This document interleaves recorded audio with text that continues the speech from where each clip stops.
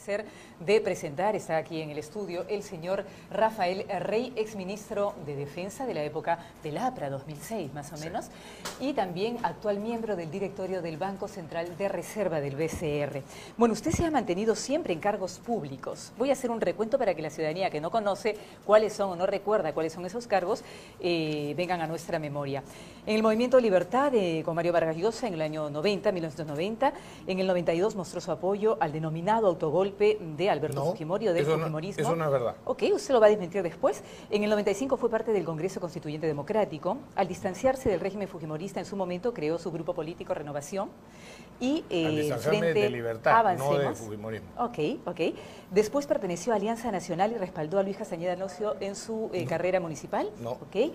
Luego fue al Parlamento Andino, que no ejerció, tengo entendido, porque después fue llamado invitado por el APRA para ser justamente ministro de Defensa y también ocupó la cartera de producción y fue embajador de Perú en Italia en ese año. En el 2011 postuló en la plancha de Keiko Fujimori como candidato a la primera vicepresidencia. Eso es quizá lo más cercano en política. Entonces mi pregunta iría, ¿hay algo para usted por encima de una ideología partidaria o, por ejemplo, por encima de la ideología partidaria está el desear servir a la nación a través de diversos cargos públicos? ¿Qué de esto es verdad y qué no? Eso, tengo que empezar. Claro. Yo me he mantenido en silencio. Sí. Pero el problema de los medios de comunicación es que repiten a veces falsedades, no por culpa de ustedes, pero cosas que están escritas que son falsas y que las repiten y repiten y repiten. ¿Qué de esto es falso? Varias imprecisiones por lo menos y falsedades. Uno, yo no mostré nunca favorable al golpe de Estado de Fujimori.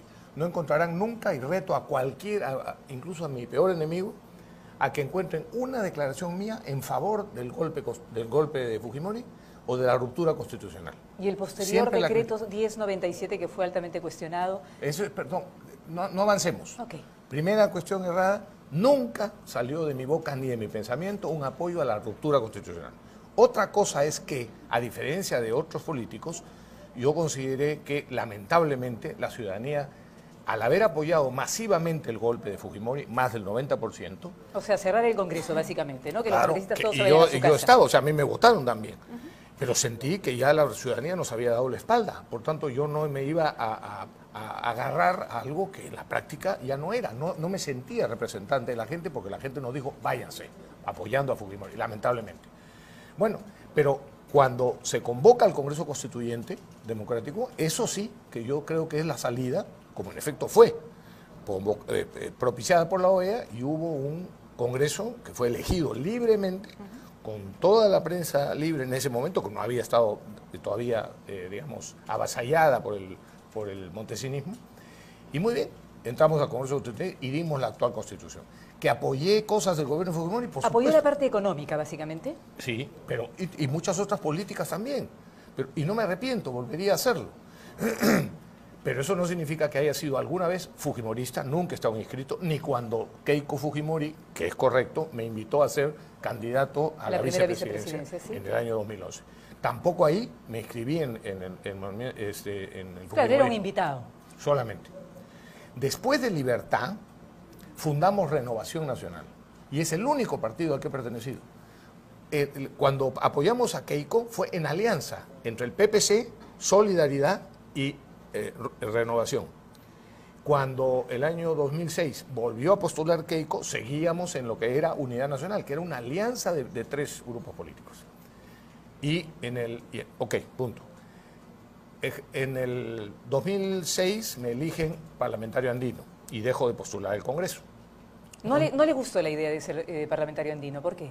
¿Por qué no se quiso quedar ahí? Me parece que hay que cerrarlo, me parece que es una pérdida de tiempo que no sirve para nada, pero que hay que cerrar no solo el Parlamento andino, sino todo el tema de la comunidad andina.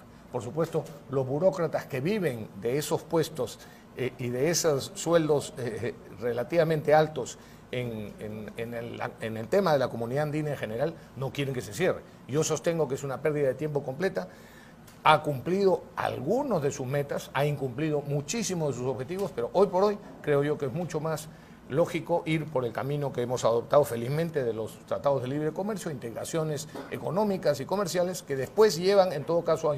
Bueno, pero de ahí fue invitado por el APRA. Y el año 2006 me invitan para ser ministro primero de Producción y después ministro de Defensa, efectivamente. Bueno, muy bien. Eso. Ahora, pero yo le hago una pregunta. Sí. A pesar de que usted dice que no ha me sido dijiste por encima de las ideologías. Ah, sí.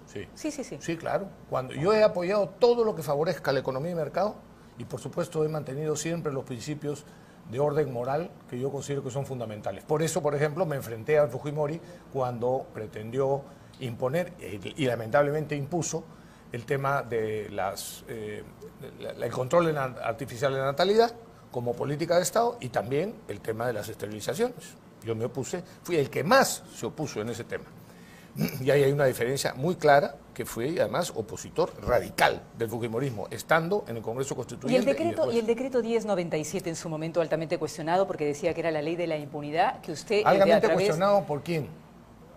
Bueno, por los defensores de los derechos humanos. Exacto, por los defensores de algunos derechos humanos de algunas personas. Bueno, pero decía que era la ley de la impunidad porque esto trataba acerca y además se hizo, también era cuestionado porque no había imparcialidad, ¿no? Estuvo el señor Nakazaki como abogado del señor Alberto Fujimori en su momento, el señor Tapia, muy cercano al señor Jean Pietri, se decía también. ¿Dónde estuvieron?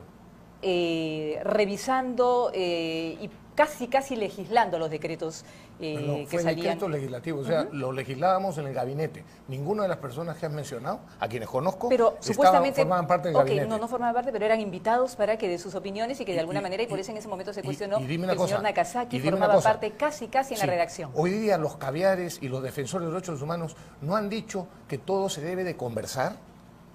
O sea, yo no podía como ministro. Déjame terminar, Carla, déjame terminar. Y el señor Sergio Tapia, cercano al señor Jean Pietri, porque favorecería eso a... Déjame terminar. Si quieres que explique. Si me invitas a un debate, yo encantado. Pero si me invitas a una entrevista, pregúntame y yo te contesto. Lo estamos escuchando. Porque yo debato con quien sea. Pero si me invitas a los políticos son fantásticos debatiendo y está muy bien. Ok, pero entonces déjame contestar. Yo era ministro. Yo soy autor de ese decreto legislativo. Acudí al consejo de muchísimas personas. Entre ellos también, por supuesto, yo no soy de los que intolerantes que ¿cómo se dice esto cuando ningunean? Ningunean o cuando discriminan. No era que no había que discriminar a nadie, que vamos a discriminar a alguien porque al señor, por ejemplo, Sergio Tapia, por el hecho de ser defensor de los marinos, por eso el señor Tapia no merece ser escuchado. ¿Y por qué el señor García Toma, que en ese momento era ministro de Justicia, amenazó o pidió o dijo que iba a renunciar si esto se daba? Estamos hablando de un constitucionalista de una talla como Víctor García a quien le gané en el debate del Consejo de Ministros. ¿Le ganó cómo? Porque ese decreto legislativo, con los otros 3 que aprobamos, fueron votados por unanimidad, incluyendo el de García Toma. ¿Quiénes estaban ahí? ¿Usted recuerda? Sí, José García Velao. Todo el gabinete, unánimemente votaron a favor. ¿Recuerda quiénes estaban, las principales figuras? José García Belaúnde, Mercedes Arauz como ministra de Economía, García Toma como ministro de Justicia. Él no votó, por supuesto, ¿no? Él renunció. He dicho unánimemente. Unánimemente significa todos. Todos juntos. García Toma es parte del todo. Entonces votó a favor. Y pasó lo siguiente. ¿Por qué amenazó con renunciar entonces? No. Pregúntale a él. Ok, vamos a invitarlo. Pregúntale a él. De paso para hablar otros temas con él también. Lo único que hacía ese decreto legislativo, para disgusto de los caviares, disgustos de los defensores de los derechos solamente humanos de los terroristas y no de todo el resto de los ciudadanos, es que se adelantaba la vigencia del Código Penal, que hoy está vigente para todos, para todos. Se adelantaban la vigencia de algunos artículos del Código Penal justamente para que no se demorara 12, 13, 15 años en juzgar a los militares. Entonces el señor Mario Vargas Llosa... ¿En cuánto tiempo sería? Si se adelantaba, ¿en cuánto tiempo sería? En lo que establece, casi eso, máximo 3 años. 3 años, ok. Y por tanto, si en 3 años no se ha decidido, el fiscal no ha decidido acusar, entonces se archivaban los casos. Ok, porque pero para recordarle brevemente solamente en qué consistía este decreto, porque yo lo apunté acá, abriría, supuestamente lo que se decía, la puerta a la prescripción y al archivamiento por crímenes de lesa humanidad en procesos contra militares y policías perpetrados antes del año 2003. Carlita, y otra propuesta sobre los beneficios penitenciarios a personas. Carlita, yo te entiendo lo que me estás acusada diciendo. por graves delitos a los derechos humanos. Yo te entiendo. Ahora lo dejo para que usted... Ya. Pero los ciudadanos que nos están escuchando no entienden. No, por eso le digo, para que usted lo pueda explicar. Por eso, pero ojalá me dejes tiempo. Sí. No, tiene todo el tiempo. Porque los ciudadanos no conocen los detalles. Y esto es uno de los peores males que tenemos en el Perú. que el periodismo, los medios de comunicación, y lo que haces tú en este momento, lo digo con todo respeto, es no ayudar a que se informen, sino a desinformarse, porque repites lo que han dicho otros o que han escrito otros. En condicional. Por eso, pero ese condicional es absolutamente falso. Entonces, cuando solo por hablar incondicional, no hay que desinformar a los ciudadanos. Entonces, no se hablaba de delitos de lesa humanidad, se hablaba de cualquier delito contra los derechos humanos. Hago un paréntesis. Los delitos de lesa humanidad, para que un delito se pueda calificar de lesa humanidad, y esto lo debato con quien quieras, y le gano el debate de todas maneras, porque no hay en este momento nadie que haya estudiado más ese tema, soy yo. Hacen falta 5 condiciones que se cumplan simultáneamente. ¿Cuáles son? La víctima tiene que ser civil, es decir, no puede ser parte ni de, digamos, dos grupos, las fuerzas del orden de un Estado y el terrorismo, ¿de acuerdo? Las víctimas de un supuesto delito de lesa humanidad no pueden ser parte de alguno de los dos grupos, o sea, no pueden ser policías, militares, o no pueden ser terroristas, ¿de acuerdo? Sí. 1. 2. Tiene que ser hecho el delito por razones de orden racial, ideológico, político o religioso, ¿ok? O étnico. Bueno, racial es el mismo, ¿ya? Tercero, el agente tiene que saber que su víctima es civil. Cuarto, no lo he dicho en orden, pero da lo mismo el orden. Sí. Tiene que formar, esa acción delictiva tiene que formar parte de un... ¿Sistemático? Sistemático y, ¿cómo es? De un ataque sistemático y generalizado. Y quinto, por desordenarme, me falta una, ¿ya? Que me vendrá ahora a la cabeza. Sí. Entonces, cuando han muerto en delitos cometidos por los terroristas algún civil, que hay montones de atentados en los que murieron civiles, ¿no es cierto? Así es. Muy bien. Esos reúnen las 5 condiciones. Los terroristas sabían que sus víctimas eran civiles. Lo hacían por consideraciones ideológico-políticas, porque querían destruir, y así lo decía Abimael y todos. Los agentes sabían que pertenecían, eso es lo que me faltaba, sabían que formaban parte del ataque generalizado y sistemático del terrorismo para destruir a la sociedad. Cuarto, sabían que los agentes son los que perpetraban el crimen, ¿no? Exacto, okay. Exacto. Bueno, entonces, todo atentado terrorista en el que haya habido un muerto o una víctima civil, que hubo muchos, todos califican con las 5 condiciones como lesa humanidad. En cambio, ninguno de los delitos, fíjate, ninguno, incluso de los peores delitos de asesinato que se cometieron por exceso de algunos miembros de la fuerza del orden. Lo que algunos llaman terrorismo de Estado. Sí, ninguno califica como lesa humanidad. ¿Por qué? Porque ninguno fue hecho por razones ideológicas, ni raciales, ni religiosas. Fueron hechas porque estaban obligados a combatir al terrorismo para defender al resto de la sociedad. Ya, basta con que uno no se cumpla para que no exista. ¿Y las matanzas extrajudiciales? ¿Cómo? ¿Las matanzas extrajudiciales? No, por eso, pero... ¿No son ideológicas? No son nada ideológicas. Están combatiendo mal, con exceso. Está bien. Pero si la persona se había rendido... Por eso, no importa, pero el argumento es la razón por la cual actúan. ¿Es una razón ideológica? La motivación. La motivación. ¿Es ideológica, racial o religiosa? No. Era el rechazo, el cumplimiento, entre comillas, porque no era un buen cumplimiento, del deber. ¿De acuerdo? En cambio, el terrorismo... En el cumplimiento del deber se cometían esos excesos. Estoy de acuerdo, okay. Por eso. Lo califico como asesinato, pero no como lesa humanidad. Y otra más. Formaban parte, ellos sabían que formaban parte de un ataque generalizado y sistemático. No, señor. Tercero, sabían que sus víctimas, creían, mejor dicho, que sus víctimas eran terroristas o no. En todos los casos. Hasta en la Cantuta y en Barrios Altos, los que cometieron esos graves delitos... Usted dice que creían que eran terroristas. Por supuesto que creían, así lo han declarado. El punto no es, para que sea delito de lesa humanidad, tienes que demostrar que ellos sabían que no eran terroristas. Por eso, la Corte Penal Internacional de la ex Yugoslavia declaró que los serbios que cometieron unos tremendos abusos no se les pudo calificar como delitos de lesa humanidad. Porque los serbios dijeron siempre que ellos consideraban que esos eran, digamos, terroristas opuestos o personas opuestas a exacto, ellos. no terroristas, pero, sino del pero, lado opuesto. ok, pero el lado opuesto. Pero Entonces, hasta ahora se siguen metiendo personas ancianas a la cárcel producto de esos graves crímenes masivos en la Segunda Guerra Mundial, ¿no? Bueno, no si estamos los hablando... descubren, sí. Ok, Sí, bueno, está bien. hasta ahora sigue ocurriendo. Está muy bien, pero es que en esos casos sí había en las 5 condiciones. En el Perú no ha habido ni uno. Y sin embargo, hay decenas de militares y de policías que han sido acusados absolutamente de forma ilegal de lesa humanidad. Esto lo ha ratificado además el Tribunal Constitucional peruano. Y, en cambio, ni un solo terrorista, ni siquiera Abimael Guzmán, ha sido siquiera denunciado y mucho menos acusado por lesa humanidad. ¿Qué te parece? ¿Y estos sinvergüenzas defensores se dicen de los derechos humanos?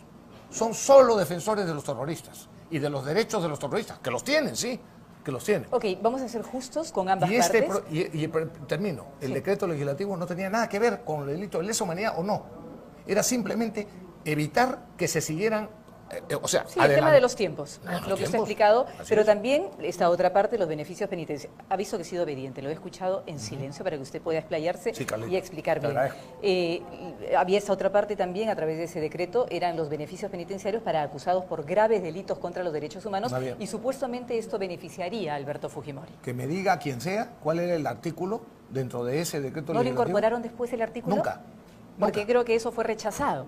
El de los beneficios penitenciarios en su momento. No había. Y después lo incorporaron al decreto inicial. Tampoco. Eso es otra de las falsedades que han dicho. ¿Y qué puede... Todo nació por unos cuantos defensores, llamados defensores de los derechos humanos, y por otro gran hipócrita. Y hoy día, a mi juicio, antes no se lo he dicho, ahora sí creo, ¿quién es? Un gran traidor a la patria. ¿Quién? Eso es Mario Vargas Llosa. Sí, ese que el pidió señor Mario Vargas Llosa, sí. Que ha dicho... ese que pidió y consiguió que el rey Juan Carlos de España le diera la nacionalidad española, porque mintiendo dijo que en el Perú se le había quitado la nacionalidad peruana. Y eso es una mentira que nadie ha mostrado hasta ahora, con la claridad con que debe hacerse. Hoy, después de todo lo que ha hecho, de todo lo que ha dicho y de todo lo que sigue haciendo Mario Vargas Llosa, yo personalmente no comprometo a nadie si considero que sus acciones son de traición a la patria.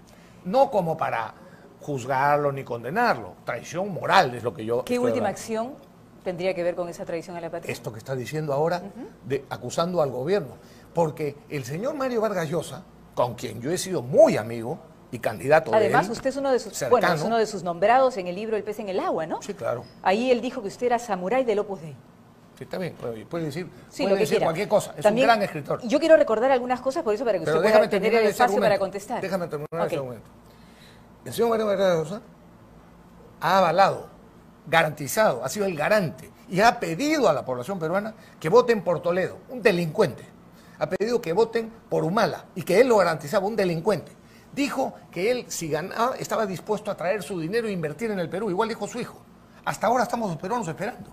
Bueno, es muy fácil pero cualquier persona que estaría escuchándolo podría decir, el señor Vargas Llosa dijo que voten por tal, por cual, que, por sus propias palabras, son delincuentes ahora, ¿no? El señor Humala y el señor Toledo. Sí. Pero usted trabajó en los gobiernos del señor Alan García, que está investigado y que podría seguir en otra vez condicionales. En condicional, podría porque es verdad, lo de la bajada tiene para rato. Está bien, dime un indicio de Alan García. No, hasta ahora el señor no hay ninguna ruta de dinero que los indique. Correcto, y me aceptas en cambio que de Toledo y de Humala está todo, ¿no? Bueno, están todos los indicios. Está preso en este momento. Por eso.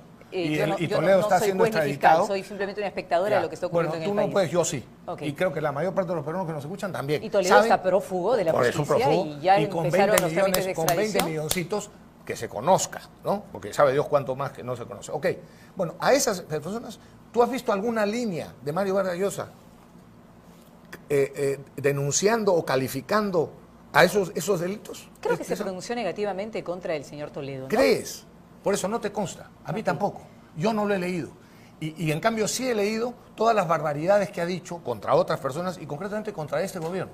Fíjate tú, ¿no le pareció mal que el señor Pedro Pablo Kuczynski, actual presidente, le mintiera al pueblo peruano?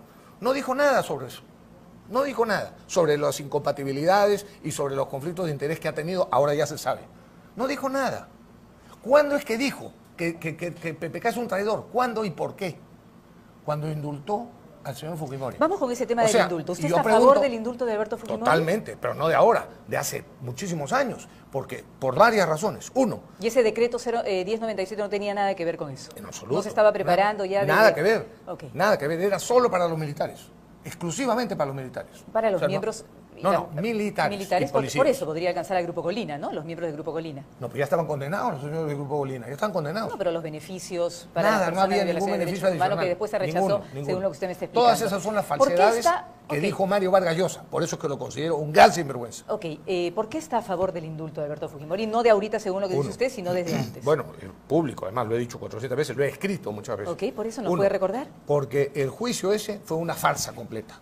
Fue un por juicio varias oral, razones. para bastante es un juicio bastante Sí, ejemplar, claro. porque fue muy transparente, fue un juicio oral televisado, que cumplía las garantías. Le estoy diciendo... Es lo que dicen, ¿no? Ellos. ¿Por sí, qué claro. para usted no lo fue? Porque no hubo ninguna prueba que lo relacionara a él con esos delitos que lo acusaron, porque la sentencia, porque el juez que presidía la sala había sido despedido del Poder Judicial por el propio Fujimori, el señor San Martín, exactamente, y porque el señor San Martín tuvo la frescura, por no decir otra palabra que me viene a la boca, pero que por respeto a ti y a los televidentes no lo digo, tuvo la raza, ¿no?, de escribirle a unos abogados en Valencia, España, diciéndole, ¿tú has leído ese mail? ¿Lo has leído alguna vez en público? No. Ah, bueno, yo sí. Vamos a leerlo. Y te lo voy a decir. Decía, ¿cómo hacemos? Así, ¿cómo hacemos para condenar a este señor?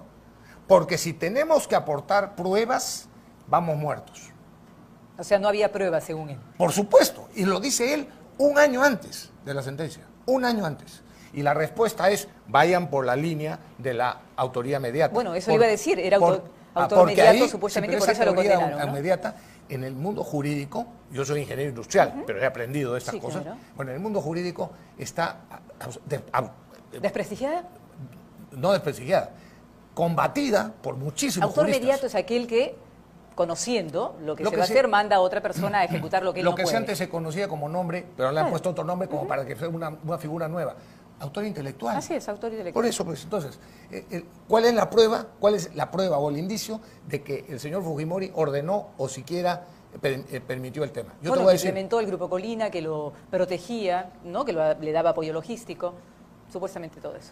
Le daba apoyo logístico a toda la inteligencia del Perú, gracias a lo cual, dicho sea de paso, el GEIN, por ejemplo, porque eso lo hizo Fujimori, y lo reconocen los del GEIN, les proveyó de los elementos necesarios y de los recursos económicos necesarios justamente para que pudieran hacer labor de inteligencia que no se hacía en el Perú.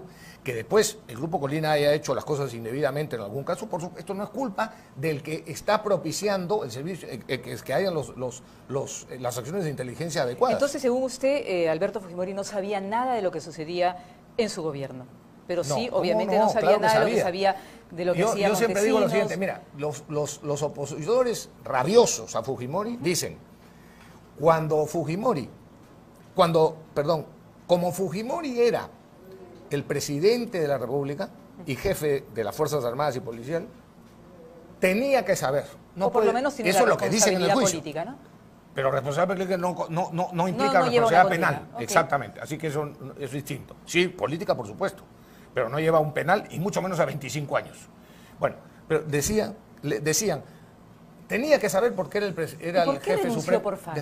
Déjame, eso está muy mal. Pero déjame, por favor, terminar mi argumento. Pues no cortemos, ¿ves? Esta es la parte didáctica que los televidentes necesitan que terminemos los argumentos. Los contrafujimoristas dicen, fíjate la incoherencia de este pensamiento. Fujimori, en lo de la Cantuta y Barrosero, tenía que saber. ¿Por qué? Porque era el presidente de la República. Okay. Y lo dice así la sentencia. Y encima era dictador, a pesar de que había Congreso en ese momento. Bueno, pero cuando capturaron a Abimael Guzmán, el presidente también era jefe supremo de la Fuerza Armada y de la Policía, pero ahí, según ellos mismos, no tuvo ningún mérito, todo el mérito del GEIN. O sea, que cuando los funcionarios de un Estado hacen las cosas bien, Fujimori no tenía ningún mérito. Y cuando hacen las cosas mal, Fujimori tiene toda la culpa, la responsabilidad. Ya pues, ¿sabes qué? No sean criaturas, pues. Se les nota el odio por esto. Entonces, por primera razón, porque el juicio fue una trafa. Segundo, porque yo considero que tú tienes que probar, no tienes que suponer. Y lo que San Martín y su sala sentenciaron fue todos suposiciones. Él era jefe, así que tenía que saber. No hay una sola declaración, ni una, de ninguno de los grupos con INE que dijera que la orden había venido del Palacio de Gobierno o de Fujimori. Ni una. Entonces, eso en cualquier parte del mundo es nulo. Pero además, oye, a los terroristas más sanguinarios les han dado penas de 11, 12, o García Sayán, Toledo y Paniagua los han indultado y les han reducido la pena para que ya estén libres, gozando además muchos de ellos de los millones de dólares de los secuestros, que nunca pudieron un sol a cambio. Los grandes terroristas están libres hoy día. Bueno, Abimael Guzmán está preso, ¿no? Tiene cadena perpetua. Sí, claro, pero no me compares a Abimael Guzmán. No, yo te estoy diciendo de Castillo Petruzzi, por ejemplo. Te estoy hablando de los que han salido hace poco. Okay. ¿No? Cumplieron su condena. Espérate. Esos fueron condenados a 9 años, a 10 años, a 12 años. Y al que nos devolvió el país, sin pruebas, lo condenan a 25 años. Hasta 11 presos. Así que por todas estas razones, por supuesto que considero que debe estar libre. ¿Qué encuentra de fallido en el proceso de indulto? La oportunidad, pues. Okay. O sea, PPK podría haberlo hecho. ¿En qué momento? ¿Cuál era al inicio de su gobierno, porque yo sé que él quería darlo. No, es más, era un hecho que lo iba a dar. Estoy informado de que Humala lo iba a dar, ¿ya? Y le mandó a consultar a Kuczynski. Antes de que Kuczynski asumiera, ya estaba elegido, antes de que asumiera, le mandó de preguntar, oye, si yo indulto a Humala, a Fujimori, ¿tú me podrías indultar a mi hermano? Y la respuesta fue, sí indulta a Fujimori, por supuesto, estoy totalmente de acuerdo, porque además me libras a mí de todo un problema. Lo de tu hermano... Le dijo PPK a Humala, le mandó decir, a Fujimori. Exacto, le mandó decir. Y yo te indulto al hermano. No, le dijo, de eso no te puedo ofrecer, lo del hermano. Entonces por eso no lo indultó en su momento Humala. Sí, claro. ¿No? Claro. Así es. Entonces, pero lo que te quiero decir es... Sí. PPK pudo indultarlo desde el primer día. No, esperó. ¿Para qué? Para sacar algún beneficio. ¿Cuál? Se le presentó la ocasión. Evitar que lo vacaran. No, pues, ¿sabes qué? Eso a mí Entonces, no me ¿qué gusta. otra cosa encuentra mal o inapropiada o desubicada, además del tema de la oportunidad? Nada, imagino que no encuentra nada mal porque básicamente lo que se ha criticado mucho es yo el lo que tema digo es lo siguiente. de la comitiva o de la comisión, ¿cómo se llama?, de gracias presidenciales que cambió mucho, de la comisión médica que también estuvo ahí el médico hay otra cosa que personal, quiero informar a los ¿no? televidentes y a ti, tú creo que sabes. La Constitución señala, a ver, primero una interrogante. Sí. ¿Es constitucional conceder indultos? ¿Que el presidente conceda indulto? ¿Es constitucional? Sí, esta parte Sí, de sus correcto. prerrogativas constitucionales. Exacto, o sea, es legal, ¿no es cierto? Muy bien. ¿Es legal votar en contra de la vacancia? Sí, ¿no es cierto? Ok. ¿Por qué se escandalizan? ¿Por qué no se escandalizan de que el presidente le haya mentido al Perú? Y sí se escandalizan de que el presidente y Kenji, por ejemplo, suponemos, se hayan puesto de acuerdo. Hayan hecho un pacto político. Sí, y ese pacto era para que cada uno hiciera lo que es lícito. En el supuesto caso que hubiera pacto. PPK ejercía una atribución constitucional y los otros ejercían un derecho de votar contra la vacancia. Ambas cosas buenas, legales. De eso se escandalizan. ¿No te da eso clarísimamente que lo que les friega es Fujimori? ¿Lo que les revienta es el antifujimorismo? Eso es todo. Pero en cambio no les molesta que el presidente haya mentido. Esa es una hipocresía que hay en el Perú. ¿Usted cree que no les molesta que el presidente haya mentido? Pero si lo defendieron para que no lo vacaran. Todos los que ahora marchan en las calles diciéndole traidor, incluyendo a Mario Vargas Llosa, que no marcha porque está en España. Lo que pasa es que para esa gente había un bien supremo que se estaba por perder, que era el tema de la democracia. Ok, ¿y ahora no? Con la liberación del ¿Y ahora no? Fujimori. No, perdón. Ellos estaban en contra de la vacancia. Decían, porque esto es un atropello del fujimorismo. Claro. ¿De acuerdo? O sea, y yo reconozco lo democrático que es estar en contra de la vacancia. Exijo, con todo derecho, que se reconozca que también es democrático estar a favor de la vacancia, por las razones que fuera. Sí, es tan democrático tener una posición como la otra. ¿Sí? Exactamente. Entonces, yo no descalifico a otros porque no discrimino y porque soy democráticamente maduro, para no discriminar a alguien por lo que piensa en conciencia y por lo que hace en conciencia. Pero discrimina a Mario Vargas Llosa y lo insulta. No, yo pienso distinto que él. Yo no dejo de reconocer que tiene derecho a hablar y a decirlo y a hacer lo que haga. Lo que no tiene derecho es a mentir. Y tengo yo derecho a mostrar sus incoherencias. Pero lo que digo es, los que votaron en contra de la vacancia hacían lo que les parecía que era bueno. Muy bien. Conceder el indulto es lícito. Votar en contra de la vacancia es lícito. ¿Por qué se amargan de que dos se hayan puesto eventualmente de acuerdo para que cada uno hiciera lo que es lícito que hagan? ¿Por qué cree usted?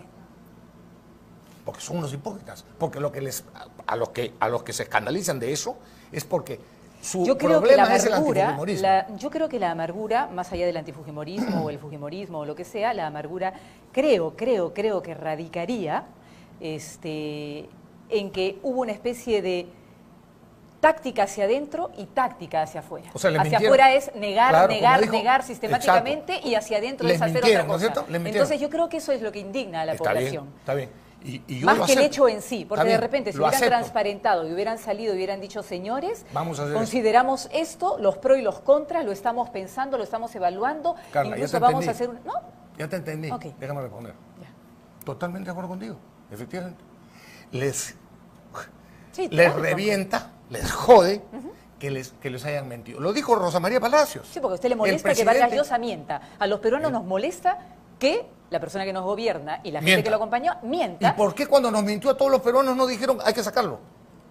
¿Por qué cuando les mintió solamente a ellos respecto del indulto? Ahí sé que sale. No, un momentito. Sí, comprendo su figura. Cuando se comprobó que nos había mentido PPK.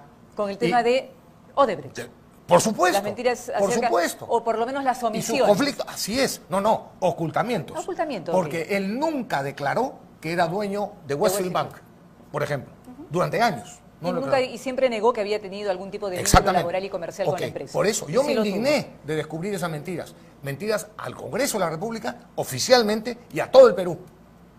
Entonces yo dije, un señor que nos miente, ¿cómo no voy a estar a favor de la vacancia? Indigna de la misma... Termino la idea para que la capten los televidentes. Sigue. Estos otros, no, esto es un abuso del fujimorismo que quiere la vacancia. El fujimorismo no presentó la vacancia. No estoy defendiendo a los fujimoristas. No soy fujimorista. Pero tiene usted corazón naranja, ¿o no? No, tampoco. ¿Tú lo has visto? No. Es rojo como el tuyo, como el de todos. Rojo como el tuyo. Yo estoy, palabra de honor. Y veo que late muy bien porque tiene mucha energía. Y eso, que a veces tengo fibrilación auricular, que se me descompensa. Pero yo discrepo del fujimorismo en muchísimas cosas. Y creo, por ejemplo, que no han estado a la altura de su responsabilidad en este Congreso. No porque hayan obstruido, porque yo no creo que han obstruido. ¿No cree que ha sido un fujimorismo torpe esta vez? En algunas cosas sí, pero sobre todo en las omisiones. Porque teniendo mayoría absoluta, podrían haber hecho una serie de reformas. O sea, no usaron bien sus recursos.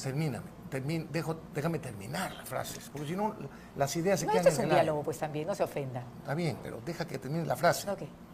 Yo considero que el fujimorismo no ha sabido utilizar la mayoría absoluta para hacer las reformas, algunas posiblemente impopulares, que el Perú necesita que se hagan con coraje y aún a costa del prestigio personal. ¿Cómo cuál? La reforma laboral, por ejemplo. Sí, no habrá formalización, ni aumento de tributación, de recaudación tributaria, ni generación de empleo, ni mayores inversiones si seguimos con las ataduras de la rigidez laboral que existe en el Perú, que es de las peores del mundo. Bueno, yo no le puedo pedir a un partido que no tenga mayoría absoluta que emprenda esas reformas, porque claro, sabe que esas reformas van a ser impopulares, ¿no? Al principio, después no, porque vamos a cosechar, los peruanos pobres van a cosechar esa reforma, pero van a tener impopularidad. Y encima no tienen los votos. Por lo tanto, a un partido que no tiene mayoría, yo lo entiendo, que no lo hagan, y eso es lo que nos ha pasado durante años. Pero cuando un partido tiene mayoría absoluta, la responsabilidad es mucho mayor. Tiene todos los recursos. Bueno, pues entonces ahí te demuestro, un fujimorista, ¿tú crees que va a criticar al fujimorismo como estoy criticando yo ahora? ¿Qué otra cosa critica el fujimorismo? Muchas otras, pero no quiero quedarme en eso. Estoy mostrando que no soy fujimorista. Pero eso no significa que sea uno de esos acomplejados o de los odiadores que no le reconocen nada positivo al fujimorismo. Yo le reconozco millones de cosas positivas. Al padre de Keiko y a Keiko también. ¿Puedo intervenir? Sí, claro. ¿Qué le reconoce de positivo al actual gobierno? ¿O al actual gobierno? Señor PPK? Bastante poco, la verdad. Muy poquito. No niego que hayan personas buenas, no niego que y la intención de PPK puede ser muy buena, pero a PPK le ha faltado una sola cosa. Él fue elegido para gobernar. ¿Y sabe lo que no ha hecho? Gobernar. El poder, el gobierno se da, se otorga, la ciudadanía lo otorga para que lo uses, para que gobiernes, no para que vayan las cosas como van. Ha habido una responsabilidad propia en él, falta de fuerza, de liderazgo, ¿no? Falta de coraje, falta de decisión, falta de ideas claras. De comunicación es lo de menos. Okay. Las comunicaciones, si con la cantidad de millones de dólares y de soles que pagan en publicidad, en cosas, por favor, comunicación. Ya encima no saben. Yo me refería a la poca claridad en la comunicación. Sí. Y obviamente también tener, como usted mismo decía, una bancada mayoritaria obstruccionista, como le llaman algunos, que permanentemente saboteaba, no le daban las facultades legislativas y permanentemente, en un primer momento, después ya no. ¿No? Perdona, bueno, cuando las intentó pedir nuevamente, por lo menos no Mercedes Arauz. No las pidió. O sea, porque trascendía de que no se les iban a dar. Pues vamos a ver. Okay. No hagamos suposiciones. Y yo además te digo una cosa, se dice, por ejemplo, no, sí, el Fujimorismo ha obstruido al gobierno. ¿Por qué? Porque le censuró varios ministros, le censuró uno. Porque le interpeló varios ministros, sí. Y yo te digo, yo he sido ministro 2 veces. Yo pagaba, palabra, Carla, yo pagaba plata para que me interpelaran. ¿Que le gustaba que le hicieran tantas preguntas? ¿Cuántas preguntas? Escúchame, es que te voy a decir. ¿Qué es lo interesante de la interpelación? Es la mejor ocasión para que un ministro se luzca. Porque nadie sabe, y por supuesto los congresistas mucho menos, como tú, que eres el ministro o la ministra.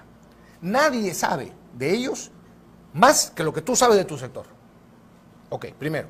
Segundo, te hacen las preguntas por escrito y te las entregan 25 días antes de que las respondas. Eso es fantástico. El ministro prepara las respuestas con todo su equipo de asesores y va a la sesión de la interpelación y ni siquiera tiene que explicar, lee las respuestas.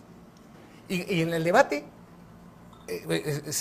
se luce. Ahora, entonces, perdóname, sí. Por eso cuando alguien nos decía en el gabinete, en el gabinete de Alan García, en los 2 que estuve. Que los iban a interpelar, usted saltaba hasta el techo de alegría. No, él, Alan García, que es un político que sabe. Yo, señor ministro, dice que parece que lo van a interpelar. Vaya preparándose para lucirse. Ahora, usted habló antes de las motivaciones. Recuerda que no hemos estado hablando un poquito de las motivaciones. ¿Qué hay detrás de hacer algo? Entonces las motivaciones de las interpelaciones no eran posiblemente para conocer lo que estaba haciendo el sector. Ni tú ni yo, ¿no? Solo Dios puede juzgar cada uno y Dios puede juzgar la motivación, es decir, la intención que tiene. Usted dice que se censuraron solamente a uno, Saavedra. Sí, Saavedra. Ok, pero después también hubo toda una campaña de desprestigio con la señora Martens, no me acuerdo el apellido bien, también de educación. Claro, y yo la hubiera censurado. Ahí se demoraron. Y también permanentes otras...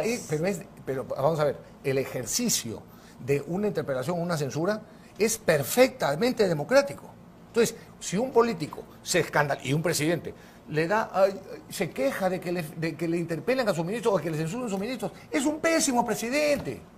Lo que pasa es que esto fue en un momento clave, ¿no? Y muchas otras personas dicen ¿Clave? de que... ¿En qué sentido? Y muchas personas dicen que aquí el presidente transó cuando debió tener una postura más de liderazgo y más fuerte frente a la bancada mayoritaria del Fujimorismo y sacrificó a su propio ministro. Claro, es lo que dice Rosa María Palacio, tú eres discípula de Rosa María Palacio. No.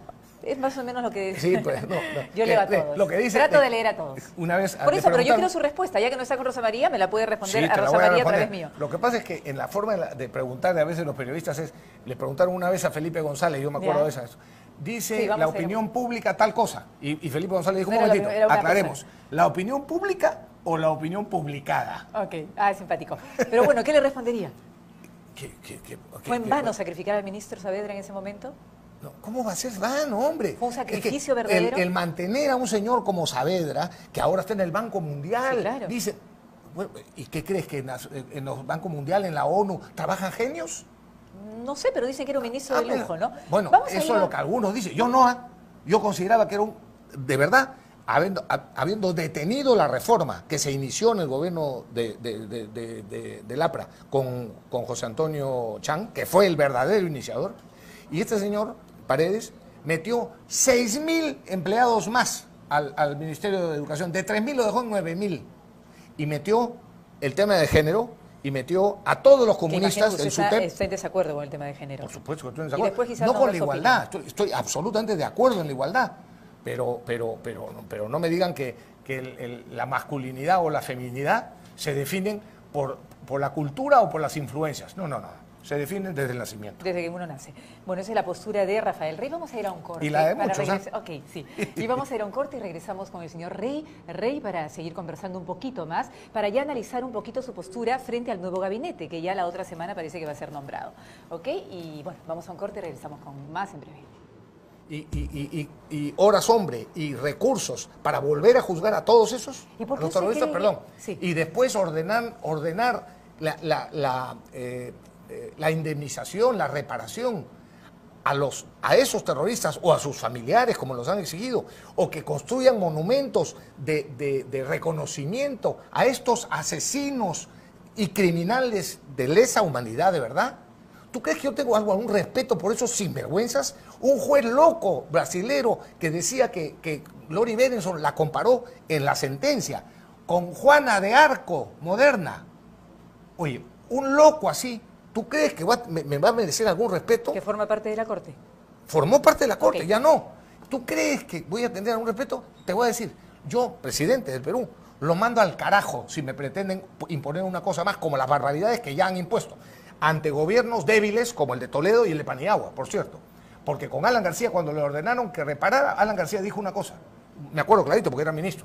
Dijo, un momentito, mientras yo sea presidente, ya pueden ordenar todas las reparaciones que quieran. Yo no desembolso un centavo ¿Y por a esos qué sinvergüenzas. el gobierno de Alan García se indultó a los narcotraficantes?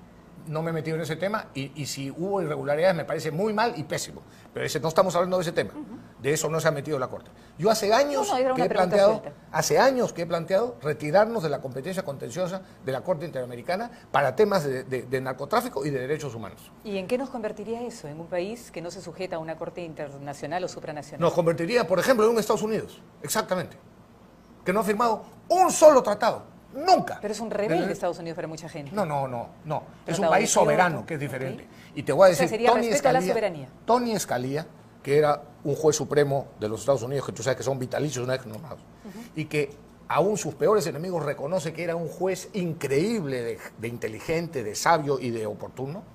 Tony Scalia, de origen italoamericano, que murió hace un poco más de un año, le preguntaron una vez, ¿por qué los Estados Unidos no ha firmado nunca ningún tratado internacional sobre derechos humanos? Y la respuesta, que todavía la conservo en la memoria, es extraordinaria, por una sencilla razón, dijo. Los ciudadanos en una democracia elegimos a nuestros legisladores, los elegimos nosotros. Y si legislan indebidamente o actúan indebidamente, no los volvemos a elegir o los deponemos. Pero en esas cortes o en esos tratados, los que legislan no los elegimos nosotros.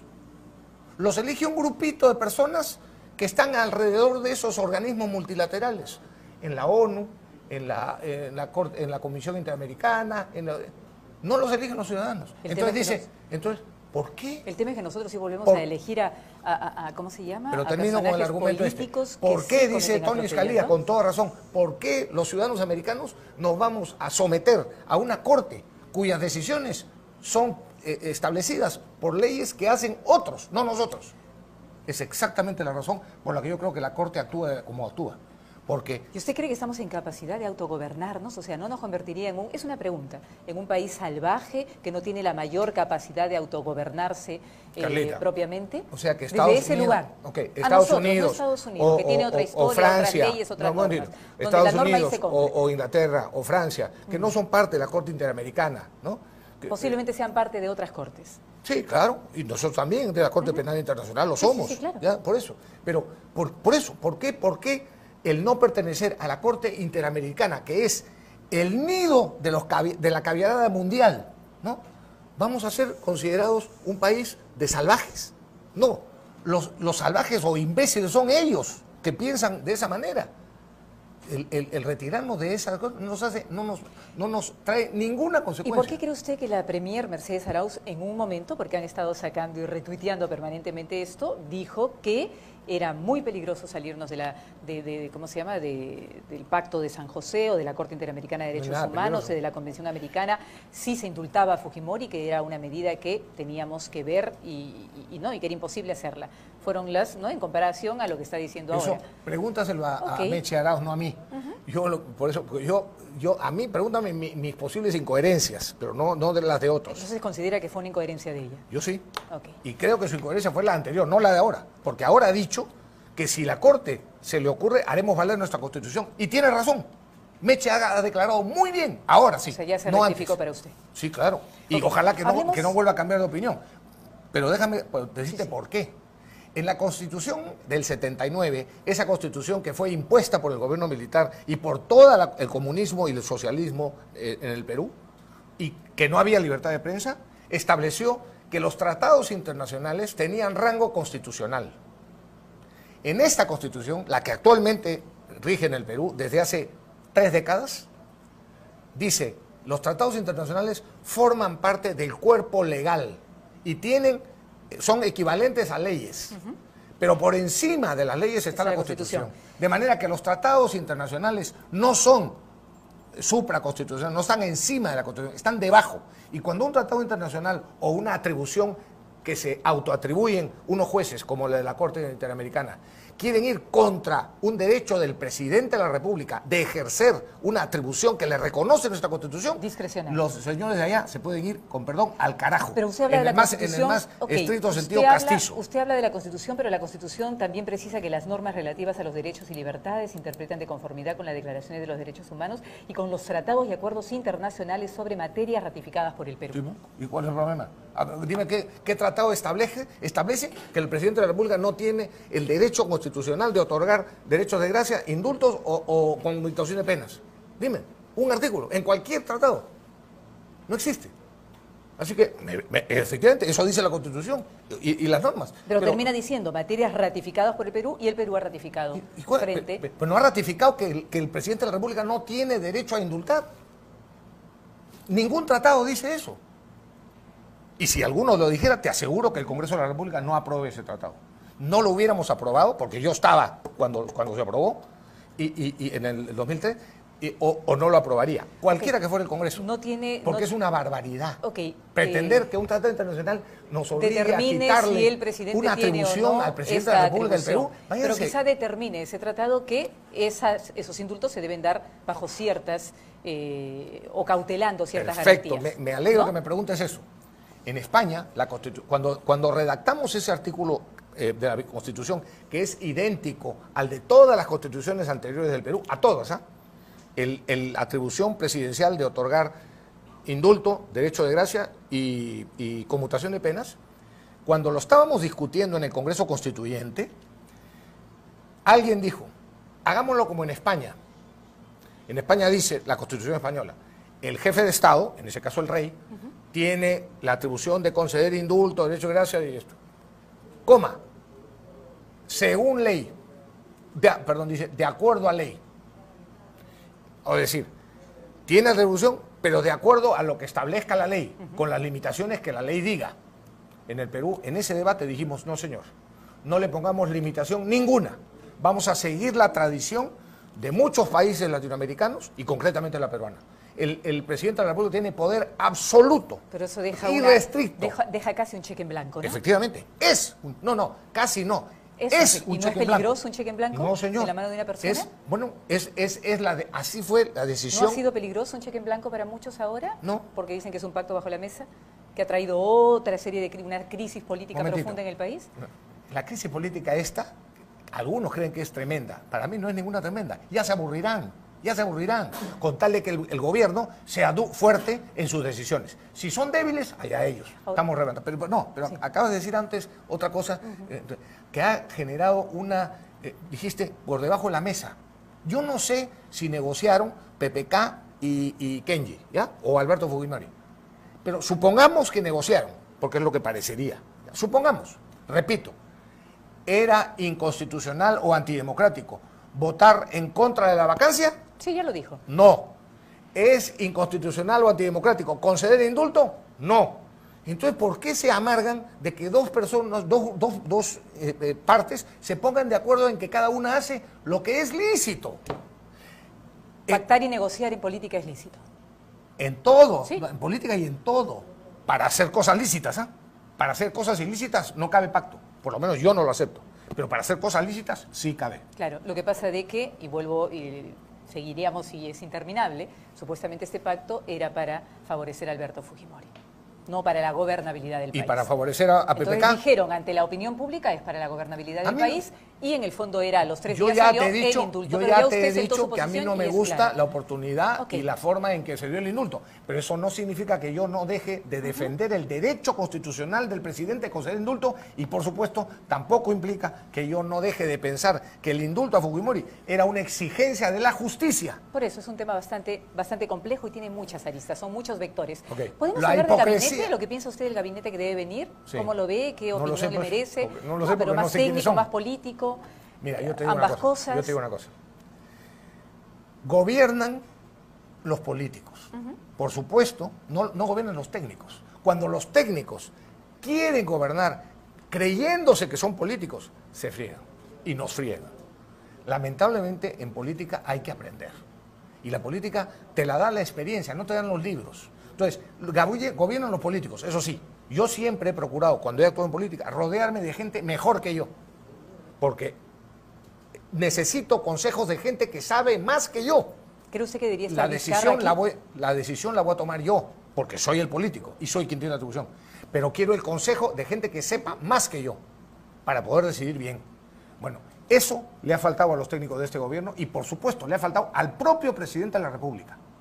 El señor presidente, con todo respeto lo digo, no ha sabido escuchar y sigue sin escuchar en muchas cosas. En cambio, ha escuchado a los que no debía seguir escuchando. ¿Cómo quién? ¿Zavala? En algún caso Zavala sí, pero más que Zavala, que es una buena persona, pero no es político, y, No, le decía por lo que no es tampoco político. supo rodearse de los consejeros adecuados. Además dice que Pero es muy terco él. ¿quién? ¿Fernando? No, Pedro Pablo Kuczynski. ese es el problema. Por la edad, Ese es el quizá. problema. La falta de humildad en política es desastrosa, desastrosa.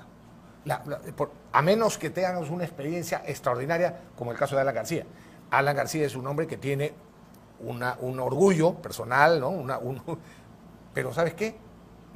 A la luz de lo que conocemos, tiene derecho.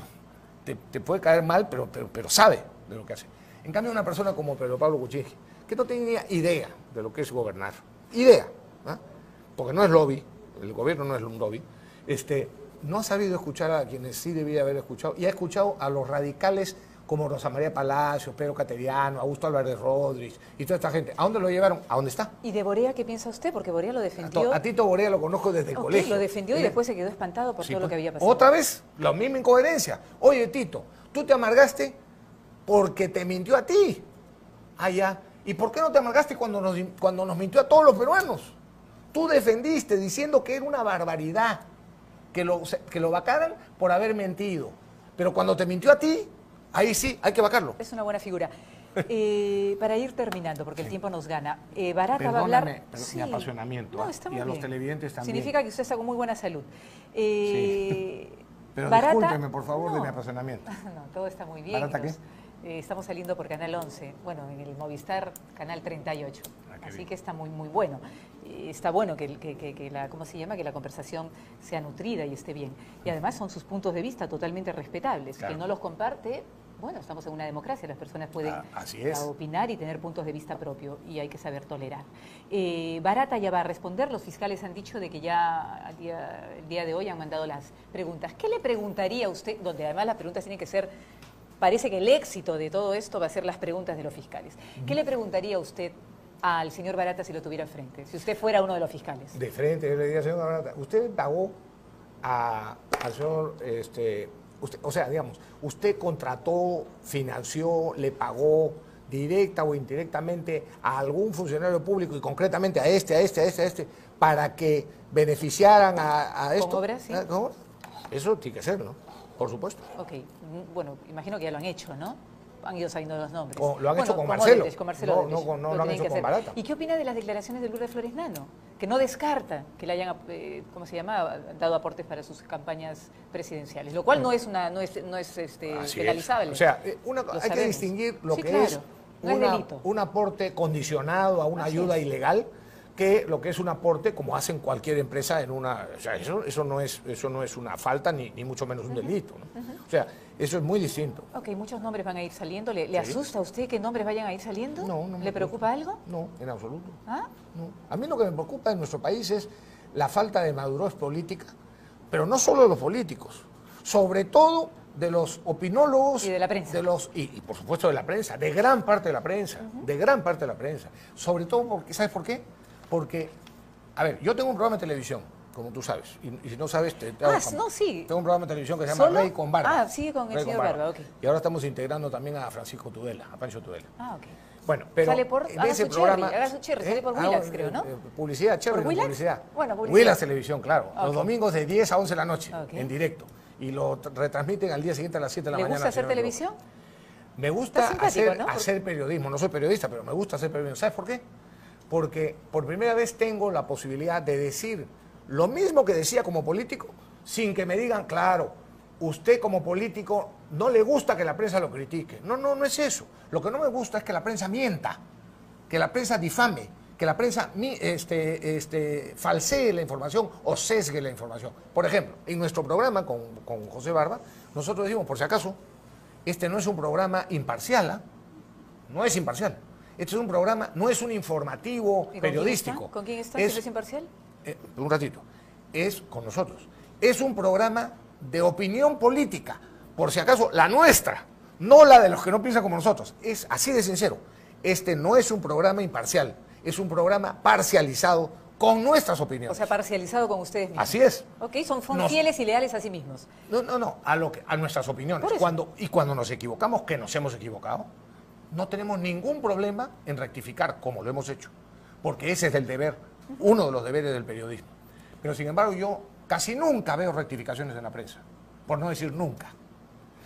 Mancillan honras, maltratan a la gente, juzgan y condenan a la gente o la liberan de responsabilidad, como si fueran fiscales, jueces y tribunales supremos. Y no lo son. Y cuando resulta que la realidad es completamente diferente a la que dijeron, no se les ocurre ni pedir perdón al afectado, ni pedir disculpas a todo el resto de la ciudadanía a quien malinformaron. Bueno, eso no lo hacemos nosotros. Entonces, en cambio, otros medios de comunicación dicen, sí, nosotros somos imparciales, pero lo ves, y la gente se ha dado cuenta ya hace bastante tiempo, cómo sesgan la información hacia lo que ellos quieren.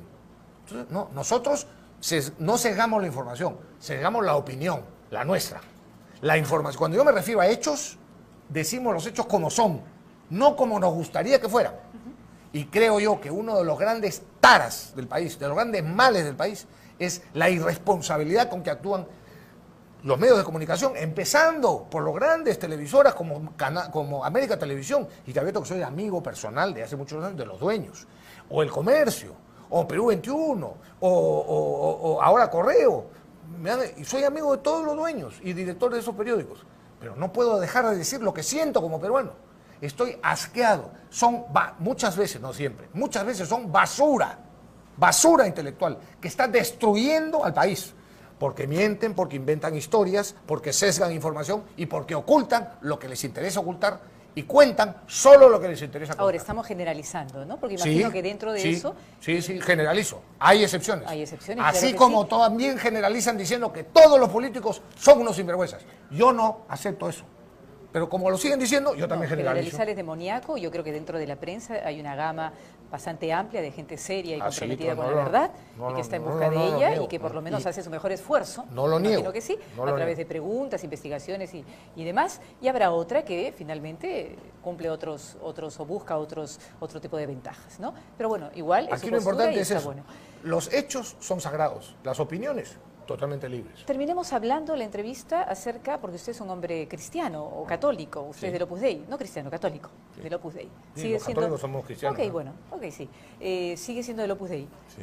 ¿No siente que falta un poquito de, ¿cómo se llama?, búsqueda espiritual en nuestra ciudadanía, en el Perú. Estamos viendo momentos donde realmente estamos viendo que la ventaja, la mentira, la falta de honradez, la falta de valores, faltaría como una especie de revolución espiritual. Sí, claro, pero por supuesto, pero es al revés. Digo, bajemos a esta pregunta para ir calmando los ánimos y nos vamos despidiendo. Pero no es que porque hay todas estas barbaridades necesitamos, digamos, valores espirituales. No, faltan los valores y por eso llegamos a eso. Exactamente. Lo que pasa es que hemos perdido los valores espirituales y hemos perdido el afán de procurar luchar en nuestra vida personal por vivirlos, y por eso es que estamos sufriendo las consecuencias. ¿Cómo hacer Cuando para el ser humano, recuperarnos? muy sencillo, voy a parecer un cucufato, pero me importan 3 pepinos. Cuando el ser humano se olvida de su creador y hace lo que a uno le gusta y no lo que el creador tiene previsto para nosotros, hablo desde la fe, evidentemente, lo que encontramos es lo que buscamos. Cuando un fabricante te fabrica este teléfono y te lo vende, junto con el teléfono, ¿qué cosa te viene? Bueno, varias cositas, ¿no? Un chip, No, pero con cualquier producto, ¿qué te viene? Para que lo puedas hacer funcionar. ¿El cargador? No. ¿La batería? No, las instrucciones. Las instrucciones. ¿No es cierto? Nunca las leo. Ese es el error, porque así puedes, si no lees y sigues las instrucciones del fabricante, puede malograrse el aparato o no te va a servir todo lo que podría servirte. Muy bien. Los seres humanos, Carla, somos criaturas. Nos han creado.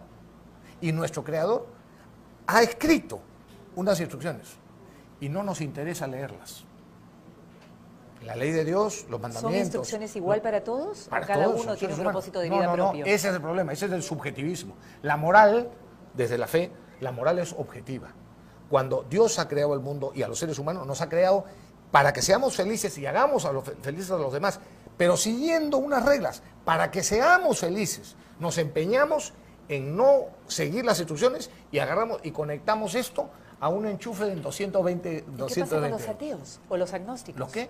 Con los ateos y los agnósticos. Hay que ayudarlos, esa es la tarea también. ¿Están perdidos por ahí? No, hay que ayudarlos a que tengan la fe.